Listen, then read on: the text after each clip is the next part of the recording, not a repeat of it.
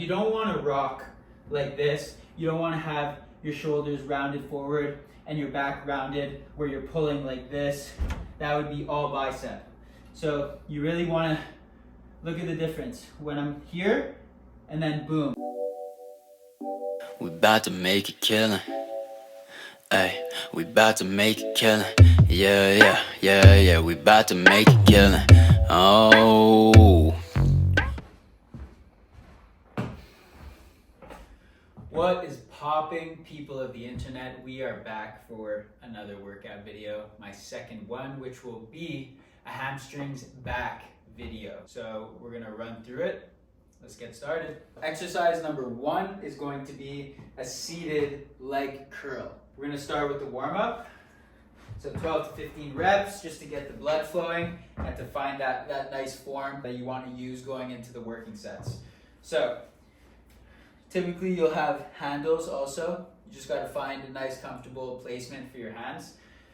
And you got to get your leg under this pad here and over this pad down here. And then it's pretty straightforward. You literally just curl your legs in and you bend your knees in, right? So 1, 2, and then on the way out, 1, 2, 3, 4. You try to really control it on the way out. Again, 1, 2, give a nice squeeze at the bottom, and then 1, 2, 3, 4, control it. You want to do your first warm-up set. Then for the second warm-up set, you're going for 6 to 8 reps approximately. Got to put a little bit heavier weight. And then you start with your working sets. So first I do a rest pause set, which is where you use the same weight with 15 to 20 seconds rest in between each part of the set. So broken down into 3 parts, and you maintain the same weight the whole time, basically. So hypothetically, I did my 2 warm-up sets. Now I go to my working weight. Get back on the seat, place your legs, put your hands where it's comfortable. Keep your chest up, shoulders back. And also you want to make sure that you're not elevating your hips off of the bench, because then it's going to make the exercise a lot easier. You want to make sure that your butt is really glued to the bench and you're firmly pressed against the seat, and that you're not elevating off of the seat. So now I'm nicely pressed in, I'm locked in. You try not to move your body at all other than just this motion, the curling motion. See, I'm really trying to keep my hips down so that it's really engaging my hamstrings. And squeeze. So that's my working weight. Let's say I just did 12 to 15 reps, go until failure obviously. Then I wait 15 to 20 seconds. Once those 20 seconds have gone by, you go again until failure. Aiming for about half the amount of reps, but go until failure, until you got nothing left. So now the 20 seconds have gone by. Now we're aiming for at least 6 reps on the second part of the set. And so on. Always give a nice squeeze. You really want to feel that contraction in the hamstring. Then you rest. Again, that was the second part of the rest pause set. You rest for another 15 to 20 seconds with the same weight on. And then you go for the third part and final part of the set, which you're aiming for at least 3 reps, but again, go until failure. And then you know for next time that if you went way past 3 reps, then you could probably go heavier for the rest pause set. So now we go for at least 3.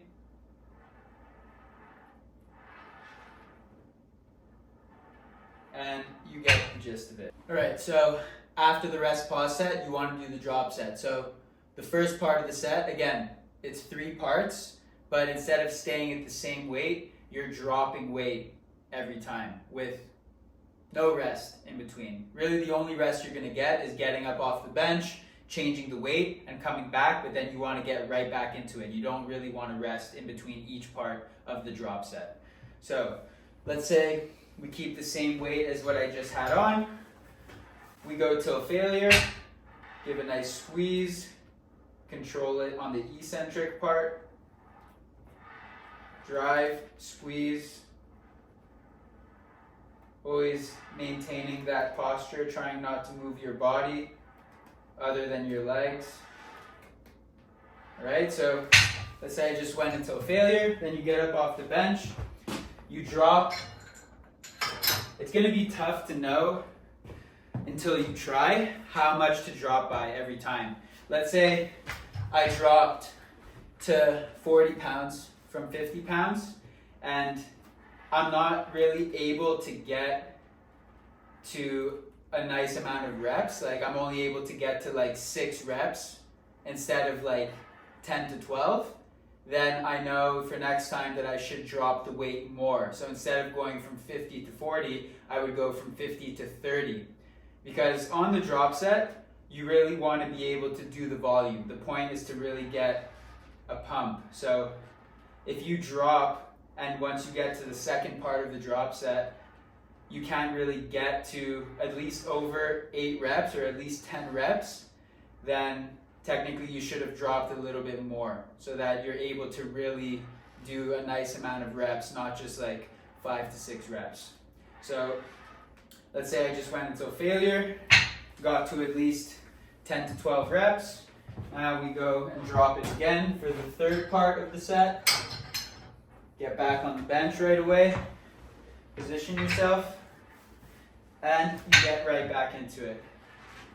Again, even for the third part of the set, if you feel like you can't get to at least 8 reps or 10 reps, then you should drop more. Even if you feel like it's too heavy in the middle of the set, you can get up, go, drop it some more, and then just keep going. Basically on the drop set, you really want to get that volume. You want to at least try to get over 10 reps, 10 proper reps. That's exercise number 1, the seated leg curl. Exercise number 2 is going to be a similar exercise to the one that we just did, but lying face down. Without further ado, let's begin. Here, you essentially want to put your quad on the pad here, and then the back of your ankle, like your Achilles area, under this pad here. And then you get yourself onto the bench. Typically on the machines at the gym, you'll have handles. I kind of just hold on to the bottom of my bench here, but you could hold on to the bench like this. Just find a place where you can like lock in and just not move from that position. So it's pretty much very similar. You're just curling your legs and then slowly bringing it back down. And then squeezing, feeling it in the hamstrings, and then slowly bringing it back down. Same thing here. You don't want to bring your butt off of the bench because then it makes the exercise a lot easier. You want to keep your hips down, planted on the bench, and then when you actually are doing the curl, you almost want to squeeze your glutes so that it keeps your whole lower body in place and it actually helps to engage the hamstrings. So instead of being up here and doing the curl like this, which I see a lot of people do, you want to plant your hips into the bench here and also squeezing your glutes at the same time so that you make sure you're staying locked in place, and it really does help to feel the muscle and to really engage the hamstring while you're performing the curl. As I go on to my working sets and the weight is a little bit heavier, towards the end of a set, sometimes if I can't curl it anymore with my hips down, only then will I start to bring my hips up a little bit, just to cheat a little bit and to keep going. But when you're starting the exercise, you really want to try to keep your hips down. And then towards the end of a set, if you really feel like you can't make it back up, but your muscles still have a little bit left, then you bring your hips up and you keep going. But you still want to kind of feel it and squeeze your glutes and really contract your hamstrings, hold it, and then control it on the way down. You don't want to be bouncing it like this and going fast. You really want to take your time. Squeeze. So that would be towards the end of a set. Otherwise, you really want to try and keep your hips down on the bench, get a nice firm grip wherever you want to place your hands, contract and squeeze your glutes, and then really engage your hamstrings while you're performing the curl. Pretty much the same thing as the first exercise. You want to do your 2 warm-up sets. The first one with really light weight, 12 to 15 reps approximately. The second one with a little bit heavier weight, around 6 to 8 reps, just to get the blood flowing and to find that technique and that stance and that posture that you want to use going into the working sets. Then you perform your rest pause set. So let's say this was the working weight that I was using. I would stay at that weight, give myself 15 to 20 seconds in between each part of the set and go until failure. And then after that, you wait a minute or 2, not more than that, and you do your drop set. So I would go, let's say, from 25 pounds to 20 pounds to 15 pounds, going till failure each time with little to no rest in between each part of the set. So that's exercise number 2, a lying leg curl. Exercise number 3 is going to be a dumbbell deadlift. You want to open up your chest, keep your chin up, and then you're slowly making your way down, but you're hinging at the hips. You're keeping your chest up, your chin up. Now your knees are slightly bending. You want to come close to the floor and then pull with your hamstrings and squeeze on your way in. So again, you're hinging at the hips. You're arching your lower back. You're not rounding your back like this. You're not rounding your chest forward, your shoulders forward. You want to stay up and your traps and your shoulders down and back. Arch your lower back a bit, hinge at the hips, slight bend in the knee, and squeeze. And then on your way up, you really want to squeeze your glute and hold it here for a quick second, and then slowly start to make your way back down. And even when you're dropping the weight, it's really a hinge at the hips. That's like the main thing I feel like people need to understand is you're really hinging right here and you're sitting back into it and keeping your chest up, your shoulders back, and then you're going as far down as you can. You don't have to touch the floor necessarily. Maybe when you're doing it with barbells and you have big 45 plates on the side, you could maybe touch the floor. I don't even really. I like to come slightly above the floor, a few inches off of the floor, and then you're coming up, you're keeping your chest open and your shoulders back, and you're squeezing your glutes in, locking into place, and then going again. Look at my posture when I'm just going down to pick it up. That's the same posture that you want to have while you're performing the exercise. You don't want to have stiff legs and go like this and lift it up, have your lower back rounded and your shoulders rolled forward. You really want to arch the lower back, stick your butt out a little bit, hinge at the hips, open up your chest, bring your traps down and back, and then pick it up, get into place, squeeze, and then slowly make your way down like so. Here I feel a huge pull in my hamstrings. So I go right till around here, and then I pull and I squeeze, and then I slowly make my way back down. You want to keep the dumbbells close to your shins. You're almost grazing the front part of your leg. And then same thing, you're following that same trajectory, that same path. You don't want to come too far out. You really want to keep it close to your body, close to your legs, coming down, and then pull, squeeze. That's exercise number 3 of the day. Now we are done with the hamstrings, moving on to the back portion of the workout. Now we're doing the first back exercise of the day, exercise number 4 of the workout. It's going to be a lat pull down, staple exercise for back, one that you definitely want to do every single back day, but with a different grip, a different variation. There's all kinds of different ways to perform this exercise. Today we'll do one of the most basic ones, which is a wide prone grip, like this bar right here. Normally at the gym you'll have a way to set the height of these pads here. So you want it to be at the right height to where it's touching your knees, and you can use it as support to really keep your butt on the bench. So you find the right height, and then you go and grab the bar right where it starts to curve.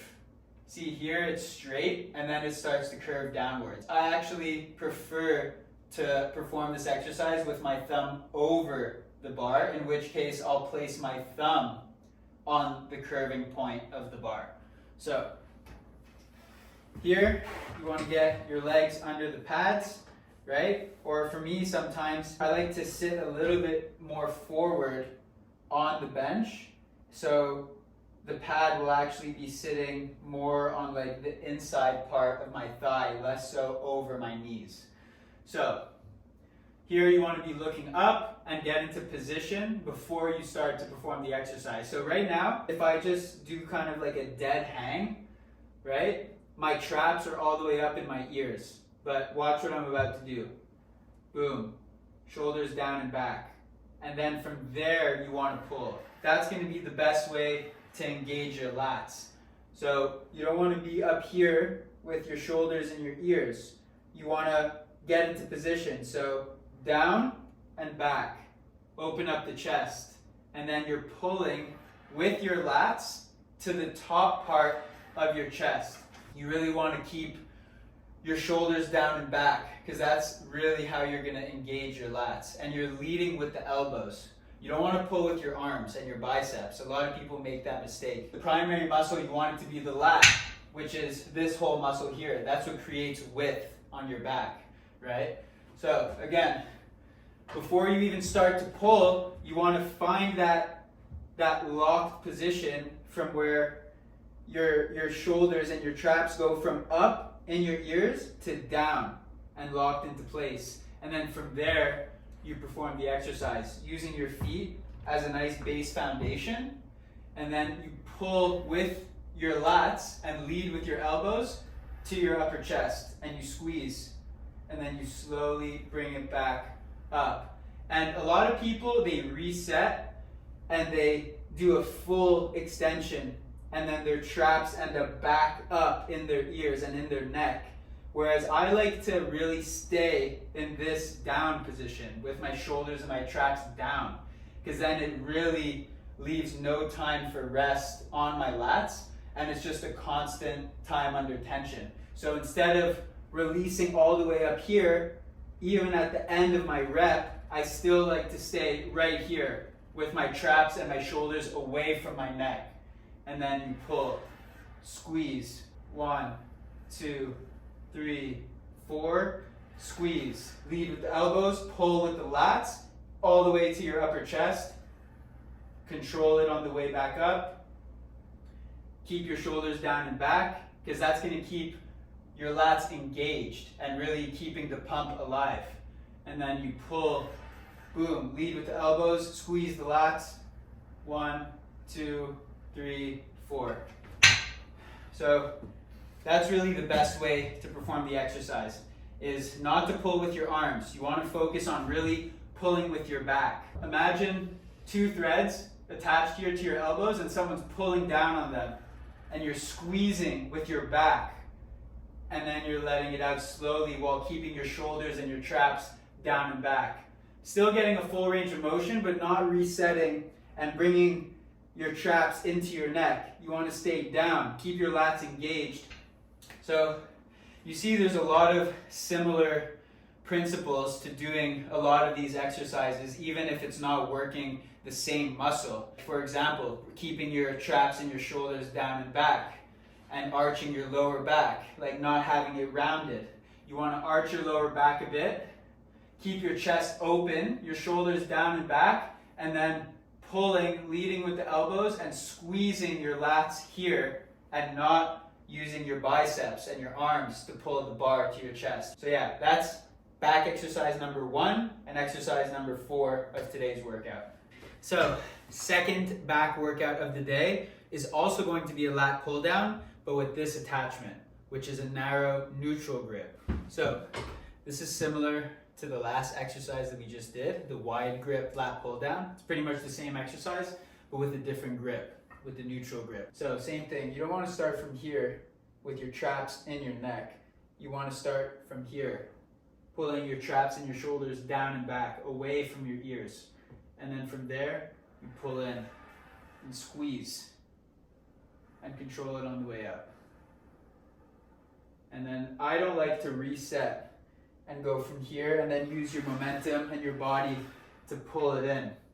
I like to stay locked into place. I keep a nice firm stance with my feet, arch my lower back a bit, pull my shoulders down and back, get into position, and I'm performing the exercise from here. I'm really not moving from there, right? You're not trying to lean back into it. If you're doing that, it's probably too heavy. Use lighter weight. So, like this, shoulders down and back, away from your ears, and then you're pulling, leading with the elbows and squeezing your lats, and then slowly controlling it on your way up. Keeping your shoulders down and back, your chest open, chin up, and squeeze, drive with the elbows and bring it to your upper chest, and then slowly bring it back up. Again, you don't want to flare your elbows out too much. You don't want to be doing this, because then look, this motion where my elbows are hinging but they're not driving like this, it would be a bicep exercise. This, you're feeling it all in the biceps. So you don't want to flare your elbows out. You want to keep your elbows tucked in like this, not like this, like this. And then open up your chest. You bring your traps down and back, not up here, but down here. Keep your chin up and then squeeze. Look how open my chest is here. So you want to maintain that posture while you're performing the exercise. And squeeze. So even with this exercise, on this grip, I like to have my thumbs over the bar rather than under. That's just a personal preference. You guys can do it however you want, but for me, I feel a better pump and a better contraction when I have my thumbs over the bar. My body is barely moving when I'm performing the exercise. I'm not rocking my body like this. I'm just bringing it down, squeezing, and then slowly letting it back out. So that's back exercise number 2, exercise number 5 of today's workout. Next up, third back exercise, we got this straight arm pull down. So for this, you want to bring the pulley all the way up, and we are going to be using the rope attachment. The straight arm pull down is quite literally keeping your arm straight and pulling in. But there's a particular way to do it to really lock into place and feel a good stretch and a good contraction on your lats. So these are all lat focused exercises, which is what creates the width on your back. Then any rowing exercise, so a bent over row or a seated row, which we'll be doing after these exercises, is more for back thickness. This will be the last lat exercise. So I typically like to do 3 pull down exercises, whether it be pull downs like we just did or straight arm pull downs, all kinds of different variations, but today we'll do the simplest one. And then I typically do 3 rowing exercises. So we'll get to that after. So for the straight arm pull down, you want to grab the rope, and I already like to start to feel a stretch in my lat as I'm setting up. So I literally get low like so, and I'm starting to stick my butt back a bit. And then from there, I step back, and then I'm ready for the exercise. So again, some people, they do it from here, but you're not really getting a big range of motion here.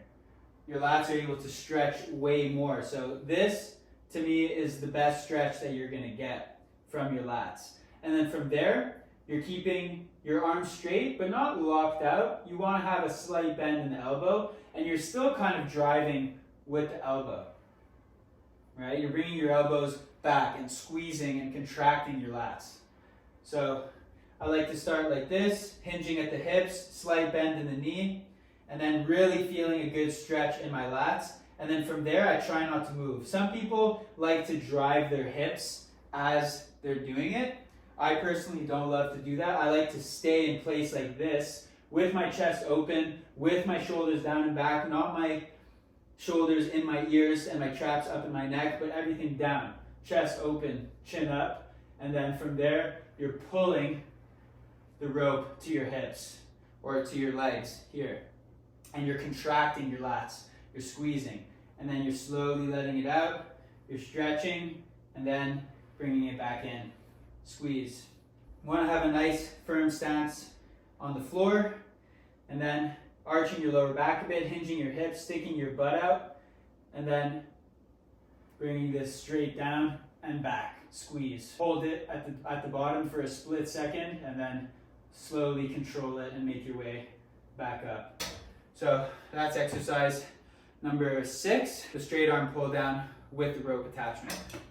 Moving on to the rowing portion. So generally I always like to change the order of how I do things. So on this particular day, sometimes I'll do one pull down exercise, then a rowing exercise, then back to a pull down, then back to a row, and I'll go back and forth like that. Today, I decided to do 3 lat exercises, 3 pull down exercises in a row, getting all of my lat movements out of the way, doing them first, and then moving on to all of my rowing exercises. So depending on the day, I'll switch it up. Today, I wanted to keep all of the lat exercises together and then perform all the rowing exercises together, but it's good to change it up also and do one lat exercise, then a rowing exercise, and then maybe instead of starting with a pull down, I'll start with a row and then go to a lat pull down and then back to a row, then back to a pull down, or I'll do all of my rows first, so 3 rowing exercises, and then finish with all of my pull down exercises. So it's just good to keep switching it up and keep shocking the muscle in different ways, because if your body gets used to the same routine over and over, it's not going to have the same impact on your muscles, thus not getting the best results that you can possibly be getting. So yeah, moving on to the next exercise. Exercise number 7 of the day will be the T-bar row. Now, if you go to the gym, you either have the machine, which is chest supported, where you'll have a pad that you're lying your chest on, and typically you'll have a seat as well that you can sit on, and then you have all the different grips that you can use to then perform the row. Or it would be the setup that I have here. You take a barbell, like an Olympic sized barbell, and you jam it into a corner. In this case, I have an actual piece that allows me to keep it in place, but you could also just put it into the corner of a wall.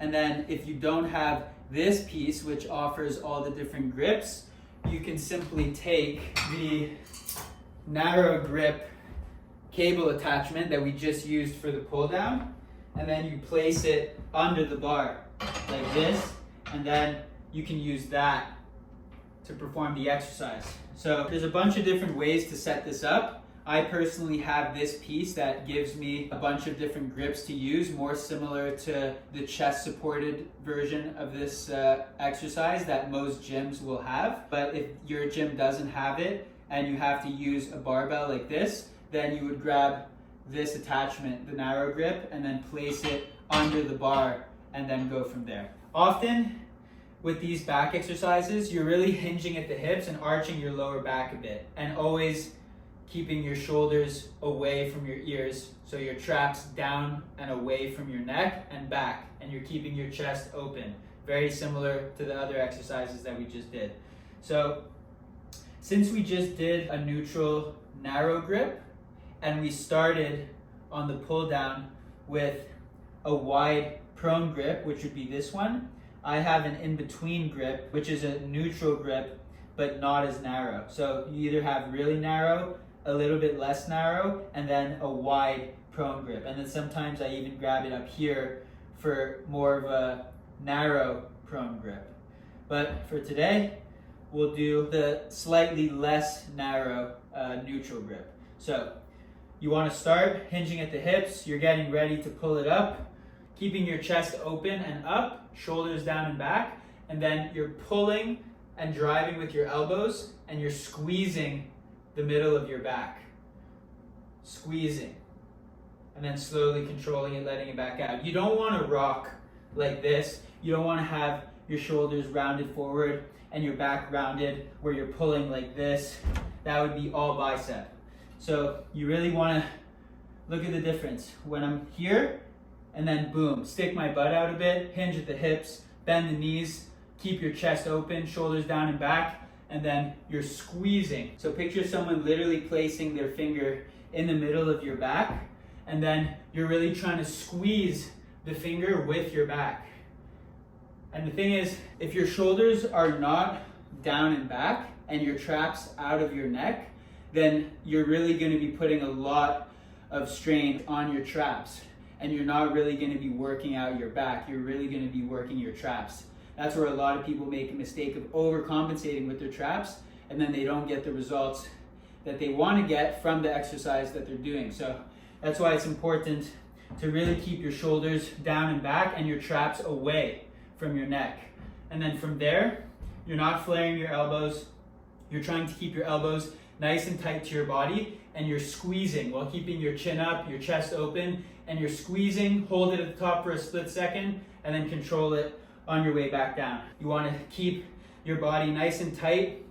Try not to move anything other than this rowing exercise, but not pulling with your biceps and flaring your elbows, but really pulling with your back and squeezing. So that's pretty much how you perform the T-bar row. Moving on to the next exercise. Next up, we have another staple back exercise, which is the seated row. Today's variation we're going to do with the easy bar attachment, and we'll do it with a supinated grip, so the underhand grip. We did a neutral row. Now we're going to do a supinated row, and then we're going to end with a pronated row. You take this attachment. I obviously don't have a rowing machine, but I set up my bench to the cable and it essentially does the same thing. On the machines in the gym, you'll obviously have like a platform to put your feet higher up like this. I use the lower part of my bench to really push and get a nice base foundation for when I'm performing the row. But it's essentially the same thing, and this is how you want to do it. Again, shoulders down and back. You don't want to be up here and pulling like this with your traps all the way up in your neck, because then you're working your traps, and here it's like I'm working my biceps. You don't want to flare your elbows out. You don't want to pull with your arms. You want to relax your traps, bring them down, shoulders back, open up the chest, and then even if you decide to bring your body in to stretch your back, look at how I'm staying up. I'm not rounding like this. I'm keeping my shoulders down and back. Even if you want to come in a little bit, right? You still want to keep your chest open and up. And then you're driving with the elbows and pulling with your back. It's the same concept as I said before. Imagine you have someone's finger right in the middle of your back and you're trying to pinch that finger. So you're squeezing and then slowly letting out. I personally don't like to reach all the way back out and in. Some people really like to stretch and then contract. I personally like to keep that time under tension on my back, so I don't stretch all the way in and then pull. I really actually just let my arms come out, but not around my back. I keep my back contracted and my shoulders back, and then I pull. So again, you start from here, chest open, shoulders down and back, and then you're pulling with your back and driving your elbows and squeezing. You don't want to bring it up here, you don't want to bring it down here, and squeeze. 1, 2, 3, 4. I stop right here, because from right here, I'm not giving my back any rest. If I go here, my back is getting rest here. So I like to keep that time under tension. So I like to stay right here, which is still a full range of motion. And then I squeeze. And you don't want to lean too far back and rock it like this, because then you're defeating the whole purpose. You really want to focus on getting a nice, slow contraction on your back. So that's pretty much how you do the seated row with the easy bar attachment with a supinated underhand grip. On to the last exercise. For the last exercise of the day, 6th back exercise, 3rd rowing exercise, and 9th exercise of the workout, we're going to do a chest supported row with a pronated grip, so palms facing downwards. Most gyms will have this. If your gym doesn't have it, try and figure out a way to replicate it with the cables. Grab a bench, bring it all the way up, put your chest up against it, and then grab 2 handles and attach them to 2 separate cables, and then with your chest supported, you pull in like this. But most gyms should have this machine. Before starting the exercise, you always want to get into position. So for me, getting into position is obviously lifting the plates off, but then also bringing my shoulders down and back and my traps out of my neck. So like this, and opening up my chest. Now I'm in position. I have a nice firm stance on the floor. My lower back is arched. My chest is open. My shoulders are down and back. And now we could perform the exercise. Like so. Again, you want your elbows and your wrists to be in line. When you're pulling, you don't want your elbows to be up here with your traps up in your ears. You don't want them to be too low. You just want to follow a natural path, a natural line. So you get into position, open up the chest, chin up, and then you're squeezing. Squeezing.